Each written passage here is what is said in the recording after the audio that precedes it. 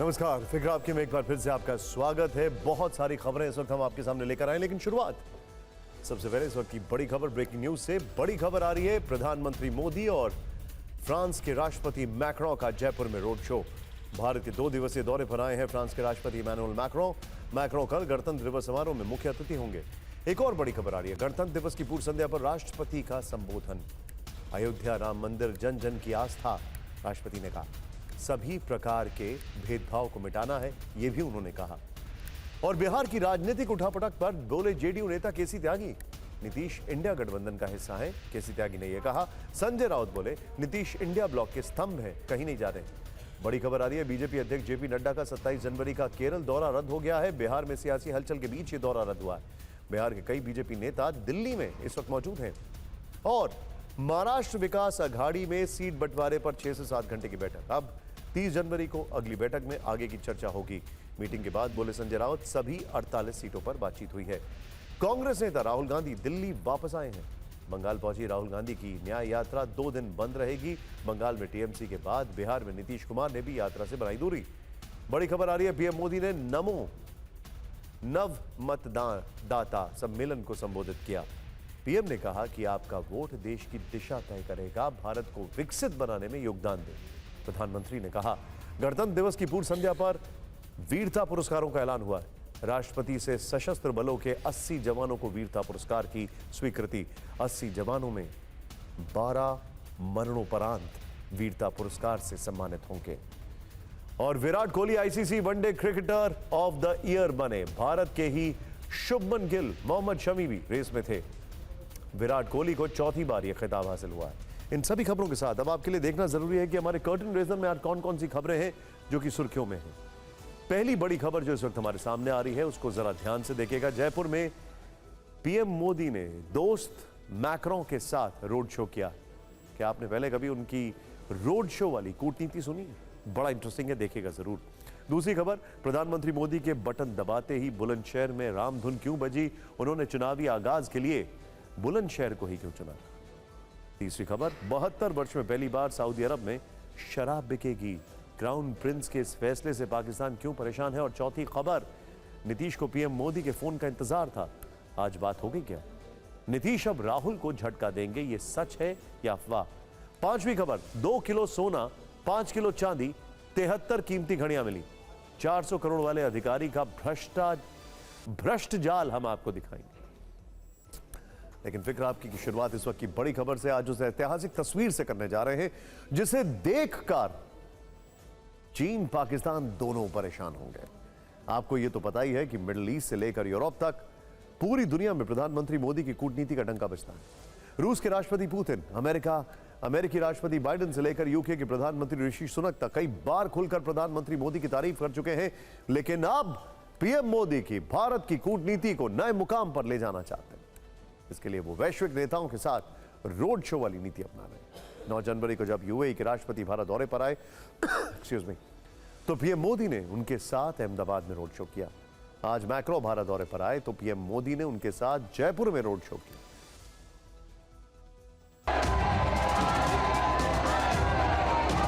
जयपुर में मोदी मैक्रो का भव्य road show.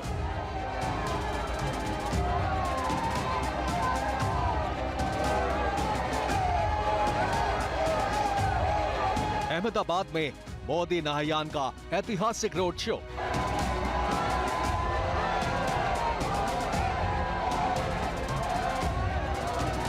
पंद्रह दिन में 2 वर्ल्ड लीडर्स के साथ पीएम मोदी।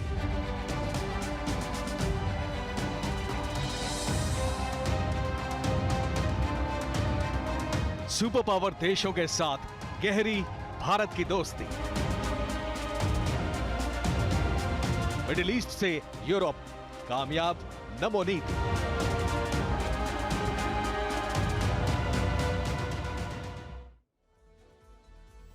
फ्रांस के राष्ट्रपति इमैनुअल मैक्रों 2 दिन के राजकीय दौरे पर भारत आए। वो कल यानी 26 जनवरी की गणतंत्र दिवस परेड के मुख्य अतिथि हैं। ये तस्वीरें देखिए अब आप, ये तस्वीरें रोड शो की हैं जो हम आपको दिखा रहे हैं यहां पर। लेकिन वो इसमें शामिल होने के लिए सीधे दिल्ली नहीं आए, बल्कि आज शाम उनका विमान जयपुर एयरपोर्ट पर उतरा। इसके बाद राजस्थान में खास मेहमान के ग्रैंड वेलकम का सिलसिला शुरू हुआ। पीएम मोदी के साथ उनका ऐतिहासिक रोड शो हुआ, जिसे शोभा यात्रा नाम दिया गया। गुलाबी नगरी में यह वैश्विक शोभा यात्रा करीब 2 किलोमीटर लंबी थी और दोनों दोस्तों ने रोड शो कर भारत फ्रांस के मजबूत संबंधों को नई ऊंचाई दी है। आपको बता दें कि इस रोड शो के दौरान सुरक्षा के कितने पुख्ता इंतजाम किए गए थे। ध्यान से देखिएगा, पूरा रोड शो स्नाइपर्स की निगहबानी में जयपुर के जंतर मंतर से सांगानेरी गेट तक किया गया। रास्ते में हेरिटेज भवन के साथ कई ऊंची इमारतें थीं। सूत्रों से खबर है कि यहां की 35 से 40 इमारतों पर स्नाइपर्स तैनात थे। सभी स्नाइपर्स ऑटोमेटिक हथियार से लैस थे। एसपीजी ने स्नाइपर्स की टीम को लीड किया था। थोड़ी थोड़ी दूरी पर सुरक्षा के लिए कमांडो भी तैनात थे। आपको याद होगा जापान के शिंजो अबे के साथ किस तरीके से प्रधानमंत्री मोदी ने एक रोड शो किया था अहमदाबाद में। वो थी इस सिलसिले की शुरुआत। मास लीडर और ग्लोबल लीडर दोनों एक साथ दिखाई दे रहे हैं। पीएम मोदी इमैनुअल मैक्रों को इसके बाद हवा महल लेकर गए और यहां से जो तस्वीरें आई हैं उसने दुनिया को चौंका दिया है। पीएम मोदी और मैक्रों दोनों वर्ल्ड लीडर्स यहां काफी देर तक रहे। पीएम मोदी मैक्रों को हवा महल के बारे में बताते रहे। ये तस्वीरें देखिए आप। भारतीय संस्कृति से अतिथियों का परिचय खास अंदाज में कराते रहे। अब आपको याद होगा पिछले साल मैक्रों समेत दुनिया के बाकी वर्ल्ड लीडर्स जब G20 में हमारे अतिथि थे, तब पीएम मोदी ने उनका स्वागत करने के लिए भारत मंडपम में जो स्थान चुना था, उसके पीछे कोणार्क के ऐतिहासिक सूर्य मंदिर के चक्र की प्रतिकृति थी।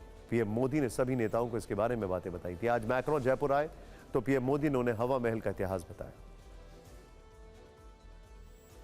आपको मोदी मैक्रों की चाय पर चर्चा दिखाते हैं, ये काफी दिलचस्प है। हवा महल देखने के बाद पीएम मोदी मैक्रों को लोकल मार्केट ले गए।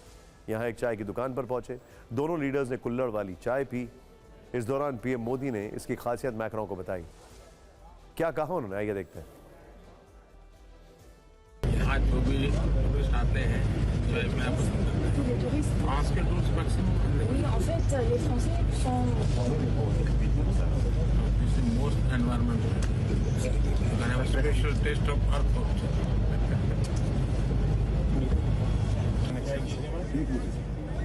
दोनों का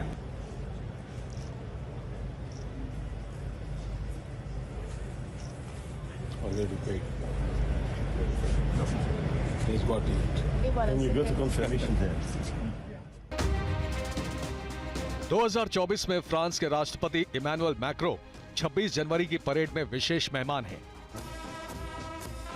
2023 में प्रधानमंत्री मोदी फ्रांस में बैस्टिल डे परेड में मुख्य अतिथि थे। 2024 में इमैनुअल मैक्रों से मिलकर पीएम मोदी ने भारत फ्रांस के रक्षा सौदों को मजबूती दी। तो 2023 में मैक्रों ने पीएम मोदी को फ्रांस के सर्वोच्च सम्मान लीजन ऑफ ऑनर से सम्मानित किया। समझना मुश्किल नहीं कि दोनों वर्ल्ड लीडर्स की दोस्ती कितनी प्रगाढ़ है और हर मुश्किल वक्त में भारत और फ्रांस एक दूसरे के साथ हैं।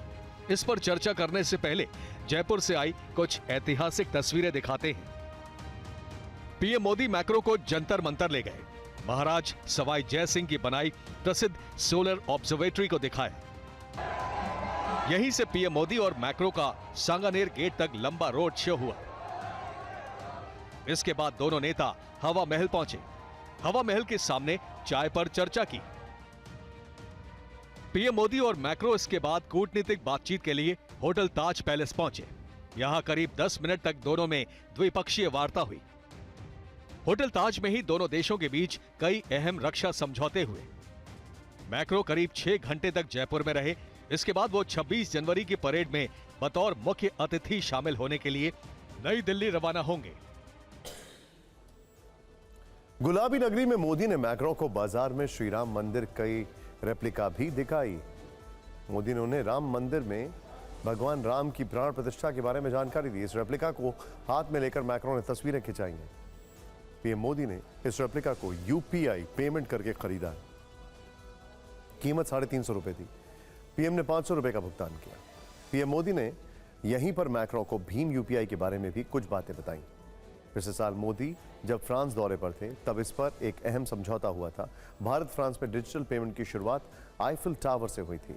वैसे जयपुर में पीएम मोदी और मैक्रों की ये दमदार दोस्ती ऐसे समय में दिखी है जब एक दिन पहले ही भारतीय वायुसेना ने फ्रांस और यूएई की वायुसेना के साथ मिलकर सैन्य अभ्यास पूरा किया। 23-24 जनवरी को तीनों देशों की वायुसेना ने अरब सागर के ऊपर डेजर्ट नाइट सैन्य अभ्यास किया। इसमें फ्रांस की ओर से राफेल लड़ाकू विमान और भारत की ओर से लड़ाकू सुखोई जैगुआर ने ताकत दिखाई। इस अभ्यास का यहां पर जिक्र करने का बड़ा मतलब है। असल में भारत और फ्रांस के बीच रणनीतिक साझेदारी चीन पाकिस्तान को चेतावनी की तरह है और मोदी मैक्रों में समझौते हुए हैं, जिसकी विस्तार से जानकारी बाद में आएगी। लेकिन माना जा रहा है कि इससे हिंद महासागर में चीन को काउंटर करने में मदद मिलेगी। असल में नौसेना को अपने पहले स्वदेशी एयरक्राफ्ट कैरियर आईएनएस विक्रांत के लिए फाइटर जेट चाहिए। पिछले साल जुलाई में पीएम मोदी फ्रांस दौरे पर थे, तब राफेल एम खरीदने की घोषणा की गई थी। उम्मीद है कि मैक्रों के इस दौरे से आईएनएस विक्रांत को राफेल एम मिलने की डील बात बन सकती है। इसके अलावा भारत का मझगांव डॉकयार्ड फ्रांस के सहयोग से 6 कलवरी क्लास सबमरीन बना रहा है, जिनमें से 5 तैयार हो चुकी हैं। भारत ने फ्रांस के साथ 3 और कलवरी क्लास सबमरीन बनाने के समझौते पर चर्चा शुरू की है। फ्रांस ने भारत के साथ हैवी हेलीकॉप्टर इंजन बनाने पर समझौते पर भी चर्चा तेज की है। सबसे बड़ी बात, दोनों लीडर्स ने हिंद प्रशांत क्षेत्र में पर बात की है। यहां चीन के खिलाफ मोर्चेबंदी के लिए साझा सैन्य अभ्यास को हरी झंडी मिल सकती है। पीएम मोदी और मैक्रों की निजी दोस्ती जितनी गहरी है, उससे ज्यादा गहरा भारत और फ्रांस का संबंध है, जिसकी शुरुआत उस वक्त से मानी जाती है जब 1998 में भारत ने पोखरण में परमाणु परीक्षण किया था। इसका विरोध जताते हुए अमेरिका और बाकी पश्चिमी देशों ने भारत पर कई प्रतिबंध लगाए थे, जबकि फ्रांस पश्चिम का इकलौता ऐसा देश था जिसने भारत का खुलकर समर्थन किया था।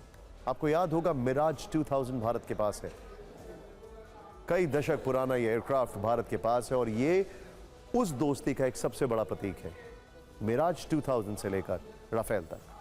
वैसे पीएम मोदी की एक विशेषता हमेशा चर्चा में रहती है कि वो 24 घंटे 7 दिन एक्टिव रहते हैं। ये बात आज फिर साबित हो गई। हमारी स्पेशल रिपोर्ट देखिए।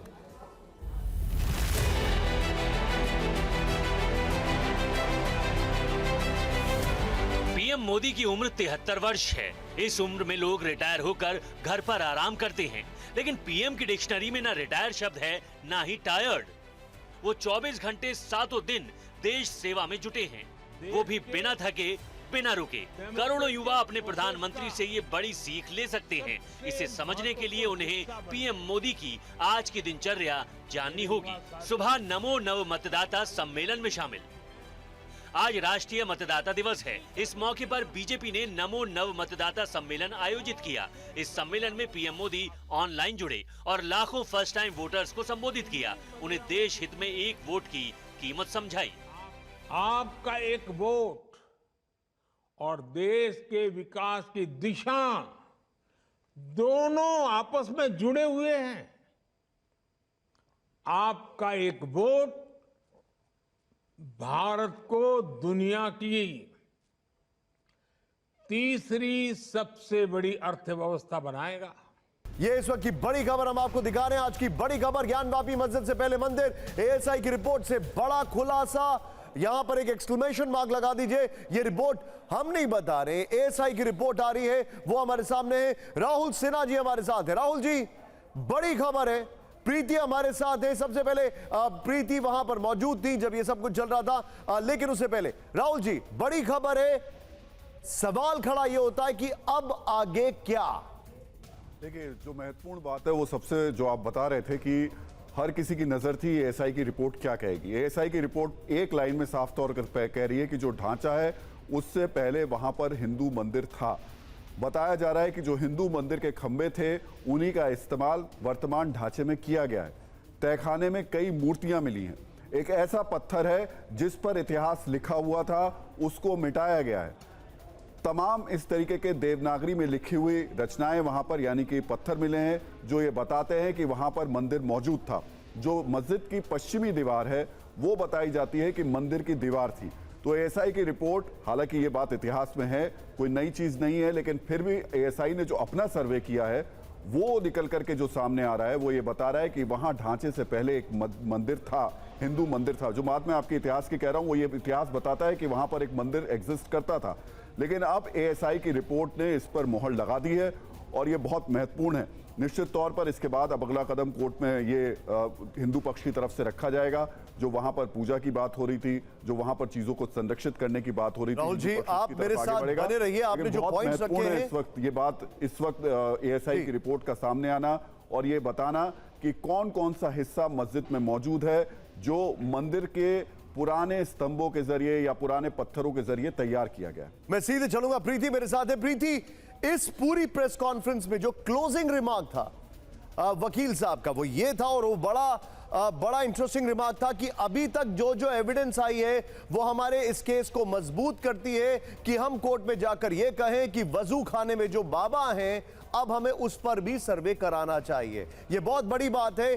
कोर्ट में क्या होगा ये कोई नहीं बता सकता, लेकिन ये जो पॉइंट रखा है इसके मायने क्या है, समझाइए हमें।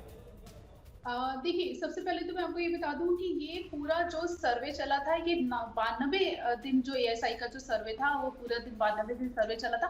उसके बाद ये जो एएसआई ने रिपोर्ट सौंपी है वो 9 पेज की रिपोर्ट्स है, जिसमें साफ तौर पे एएसआई की रिपोर्ट में ये कहा गया है कि यहाँ पर पहले एक मंदिर हुआ करता था और वहां पर ये भी एएसआई की जो रिपोर्ट आई है उसमें ये भी है कि यहाँ पे जो दीवारें हैं, कई जो दीवारें हैं वो टूटी हुई पाई गई हैं। उसमें नाग देवता से लेकर ओम नमो शिवाय भी लिखा गया है। कई भगवान की जो मूर्तियां हैं वो यहाँ पर टूटी हुई पाई गई हैं। ऐसी बहुत सारी जो चीजें हैं वो यहाँ पर इस रिपोर्ट में साफ हुई है। साथ ही जहां तक वजू खाने के अब को लेकर बात हो रही है, तो अभी जो एएसआई ने जो सर्वे किया था उसमें से वजू खाने वाला जो क्षेत्र था वहां का जो सर्वे है वो नहीं किया गया था। लेकिन अब ये हिंदू पक्ष जो है वो अब ये कह रहा है कि अब हम वजू खाने का भी सर्वे करवाएंगे। हालांकि ये अभी बात की बात है, क्योंकि अब ये पूरा जो मामला है अब वजू खाने को लेकर कोर्ट में जाएगा। उसके बाद कोर्ट फैसला करेगा कि वजू खाने को लेकर सर्वे किया जाना है या नहीं किया जाना है। लेकिन जो रिपोर्ट अभी जो सर्वे में जो रिपोर्ट आई है, उसके बाद जो आज जो रिपोर्ट जो एएसआई ने जो हिंदू पक्ष को दी है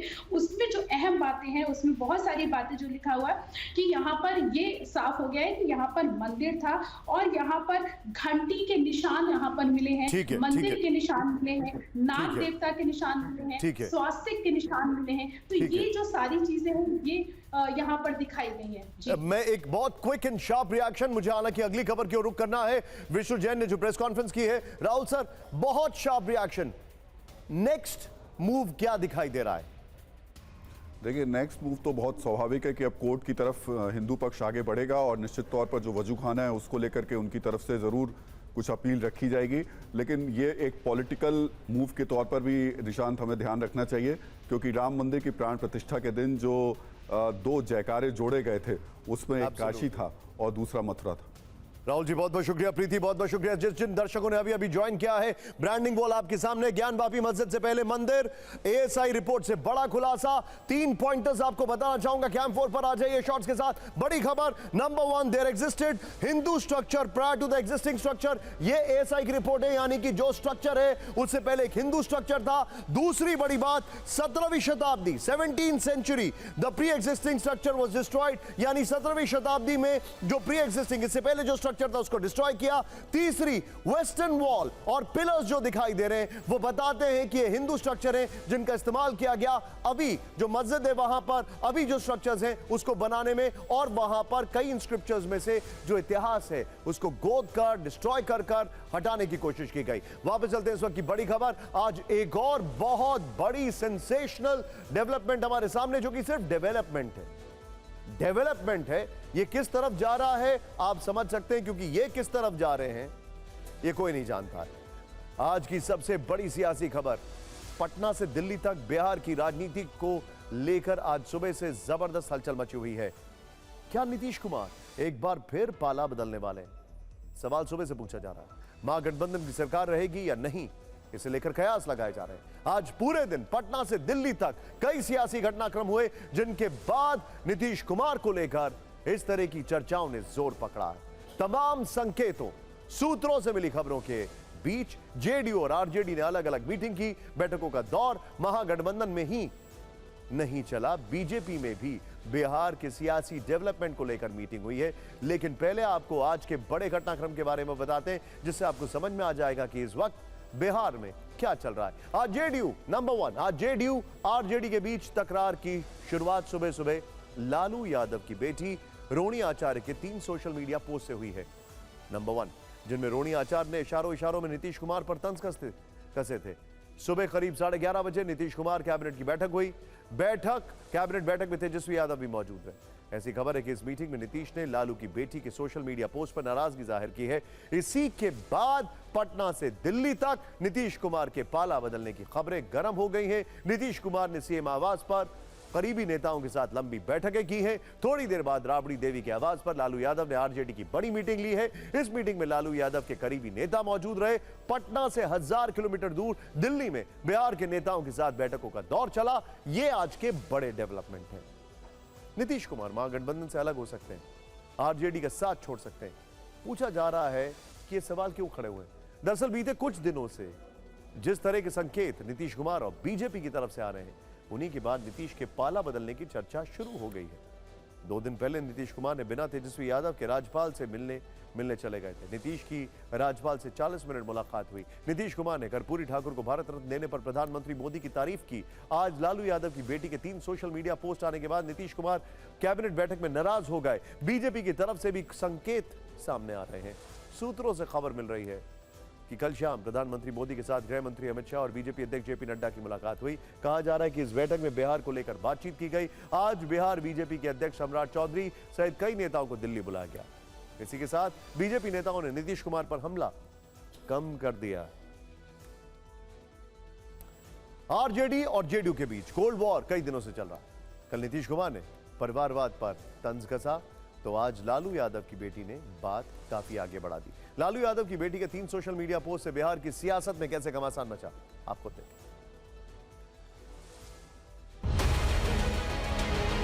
लालू प्रसाद यादव की बेटी रोहिणी आचार्य ने सोशल मीडिया प्लेटफॉर्म एक्स पर अपनी पहली पोस्ट में लिखा, अक्सर कुछ लोग नहीं देख पाते हैं अपनी कमियां, लेकिन किसी दूसरे पर कीचड़ उछालने की करते रहते हैं बदतमीजियां।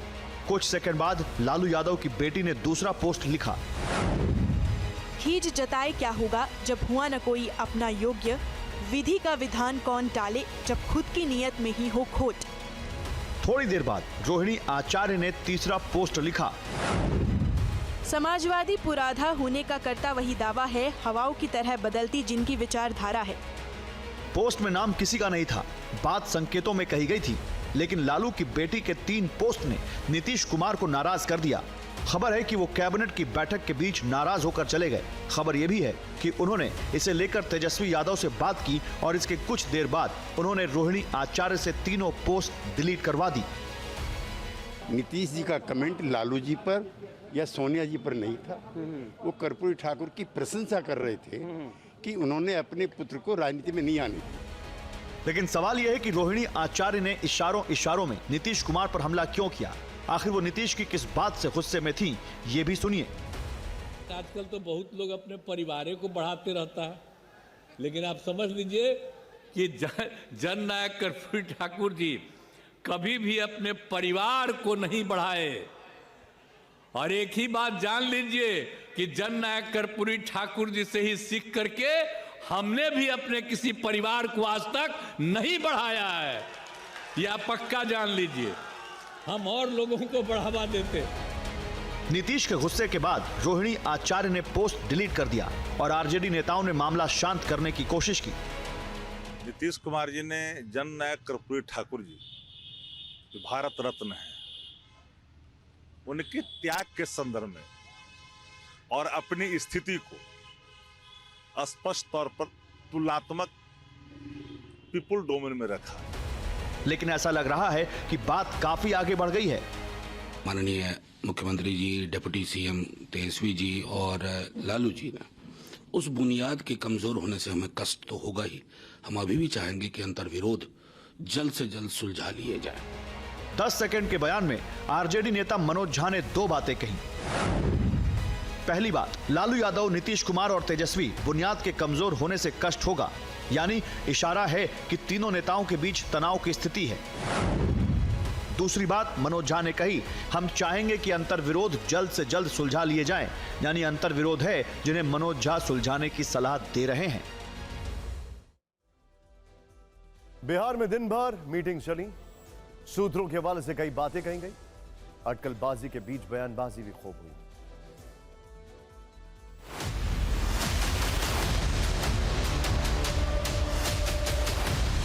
में अभी ठीक है, तब तो जा रहे झंडा फहराने। बीजेपी के लोगों ने दिल्ली में बैठक बुला ली है। अरे बैठक करना तो पार्टियों का काम है। सरकार पूरी मजबूती के साथ बिहार में काम कर रहे युवाओं के हित में, किसान के हित में। पहले जो प्रतिज्ञा जो थी वो नीतीश जी के नेतृत्व में पूरा किया गया। नौकरी का सवाल बड़ा सवाल, देश में एक मॉडल है बिहार, और राष्ट्रीय जनता दल इस सरकार में मजबूती के साथ नीतीश जी का साथ दे रही है और अंगद की तरह पांव गाड़ कर करके सरकार में रखी हुई है। मुझे विश्वास है कि वैसा कोई कदम नहीं उठाएंगे जिससे उनकी अपनी छवि धूमिल हो जाए और जदयू की छवि धूमिल। ये 6-5 का खेल चल रहा है और नीतीश कुमार लालू जी को बार बार बीजेपी की ओर इशारा करके ये डराते हैं। सरकार में सब कुछ ठीक है, गठबंधन काफी समन्वय के साथ चल रहा है। आज दिन भर बैठकों के बीच एक बड़ी खबर नीतीश कुमार के आगे के कार्यक्रम को लेकर भी आई। नीतीश ने 3 फरवरी को झारखंड रामगढ़ में होने वाली रैली रद्द कर दी है। कहा जा रहा है कि वो 4 फरवरी को बेतिया में प्रधानमंत्री मोदी की रैली में शामिल होंगे। इस बीच बीजेपी के राष्ट्रीय अध्यक्ष जेपी नड्डा ने 27 जनवरी का केरल का दौरा रद्द कर दिया। इन सभी खबरों के बीच में आइए अब देखते हैं देश की और बड़ी खबरें क्या हैं टॉप 9 में। अटारी वाघा बॉर्डर पर बीटिंग रिट्रीट समारोह की रिहर्सल की गई। रिहर्सल में भारत की तरफ से बीएसएफ जवान और पाकिस्तान की ओर से पाक रेंजर्स। दिल्ली के छत्रसाल स्टेडियम में सीएम केजरीवाल ने झंडा फहराया। कहा, अयोध्या में रामलला की प्राण प्रतिष्ठा देश के लिए गर्व की बात। मरीजों के लिए दिल्ली एम्स का बड़ा फैसला। 31 मार्च से कैश के बजाय स्मार्ट कार्ड से होगा भुगतान। मरीजों को स्मार्ट कार्ड जारी करेगा एम्स। लोकसभा चुनाव के लिए बीजेपी ने जारी किया थीम सॉन्ग। टैगलाइन है, सपने नहीं हकीकत बुनते हैं, तभी तो सब मोदी को चुनते हैं। जगदीश शेट्टार फिर बीजेपी में हुए शामिल। टिकट कटने की वजह से कर्नाटक विधानसभा चुनाव के दौरान कांग्रेस में चले गए थे। मध्य प्रदेश के सीएम मोहन यादव ने शिवराज सिंह चौहान की शुरू की गई परंपरा को बदला। मध्य प्रदेश गान के दौरान अब खड़े होने की जरूरत नहीं होती। नागपुर में कार ने बाइक सवार को मारी टक्कर। कार की छत पर चढ़ा बाइक सवार, खिड़की से हाथ डालकर स्टीयरिंग पकड़ने की करता रहा कोशिश। जम्मू कश्मीर के कुपवाड़ा में हुई बर्फबारी। कुपवाड़ा की बंगस घाटी बर्फ से ढकी। घाटी में कई इंच की बर्फ जमा। और 10 बजे भारत मजबूत, मोदी का रक्षा सूत्र, स्वदेशी अस्त्र, सर्वशक्तिमान भारत, द पीएम फैक्ट।